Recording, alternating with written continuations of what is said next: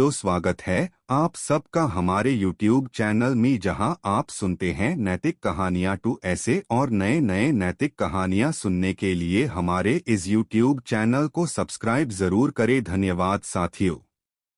तो चलिए, आज हम कोई कहानी नहीं बल्कि पंचतंत्र की कहानियां लिखने वाले और उसके कारणों को जानने की कोशिश करेंगे। संस्कृत नीतिकथाओं में पंचतंत्र का पहला स्थान माना जाता है। इस ग्रंथ के रचयितापन विष्णु शर्मा है। आज विश्व की 50 से भी अधिक भाषाओं में इनका अनुवाद प्रकाशित हो चुका है। इतनी भाषाओं में इन कहानियों का अनुवाद प्रकाशित होना ही इनकी लोकप्रियता का परिचायक है। पंचतंत्र की कहानियों की रचना का इतिहास भी बड़ा ही रोचक है। लगभग 2000 साल पहले पूर्व भारत के दक्षिणी हिस्से में महिलारोग्य नामक नगर में राजा अमरशक्ति का शासन था। उसके 3 पुत्र बहुशक्ति, उग्रशक्ति और अनंतशक्ति थे। राजा अमरशक्ति जितने उदार प्रशासक और कुशल नीतिज्ञ थे, उनके पुत्र उतने ही मूर्ख और अहंकारी थे। राजा ने उन्हें व्यवहारिक शिक्षा देने की बहुत कोशिश की, परंतु किसी भी प्रकार से बात नहीं बनी। हारकर एक दिन राजा ने अपने मंत्रियों से मंत्रणा की। राजा अमरशक्ति के मंत्रिमंडल में कई कुशल, दूरदर्शी और योग्य मंत्री थे। उन्हीं में से एक मंत्री सुमति ने राजा को परामर्श दिया कि पंडित विष्णु शर्मा सर्वशास्त्रों के ज्ञाता और एक कुशल ब्राह्मण हैं। यदि राजकुमारों को शिक्षा देने और व्यवहारिक रूप से प्रशिक्षित करने का उत्तरदायित्व पंडित विष्णु शर्मा को सौंपा जाए तो उचित होगा। वे अल्प समय में ही राजकुमारों को शिक्षित करने की समर्थ रखते हैं।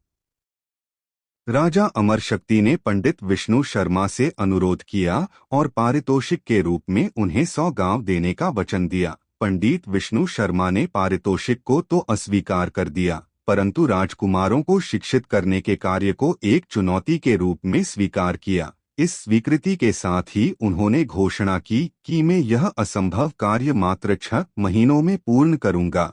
यदि मैं ऐसा न कर सका तो महाराज मुझे मृत्युदंड दे सकते हैं। पंडित विष्णु शर्मा की यह भीष्म प्रतिज्ञा सुनकर महाराज अमरशक्ति निश्चिंत होकर अपने शासन कार्य में व्यस्त हो गए और पंडित विष्णु शर्मा तीनों राजकुमारों को अपने आश्रम में ले आए। पंडित विष्णु शर्मा ने राजकुमारों को विविध प्रकार की नीतिशास्त्र से संबंधित कथाएं सुनाई। उन्होंने इन कथाओं में पात्रों के रूप में पशु पक्षियों का वर्णन किया और अपने विचारों को उनके मुख से व्यक्त किया।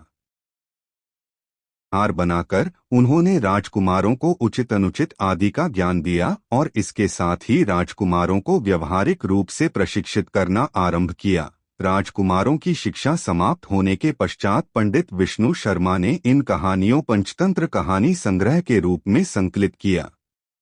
उपलब्ध प्रमाणों के आधार पर कहा जा सकता है कि जब इस ग्रंथ की रचना पूरी हुई तब उनकी उम्र 80 वर्ष के करीब थी। पंचतंत्र को 5 तंत्रों भागों में बांटा गया है।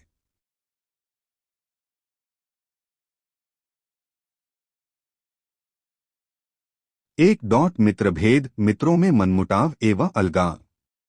2 मित्रलाभ या मित्र संप्राप्ति, मित्र प्राप्ति एवं उसके लाभ। 3 संधिविग्रह काकोलुकियम, कौवे एवं उल्लुओं की कथा। 4 लब्ध प्रणाश, मृत्यु या विनाश के आने पर यदि जान पर आ बने तो क्या। 5 अपरीक्षित कारक, जिसको परखा नहीं गया हो उसे करने से पहले सावधान रहें, हड़बड़ी में कदम न उठाएं। मनोविज्ञान, व्यवहारिकता तथा राजकाज के सिद्धांतों से परिचित कराती ये कहानियां सभी विषयों को बड़े ही रोचक तरीके से सामने रखती है तथा साथ ही साथ एक सीख देने की कोशिश करती है।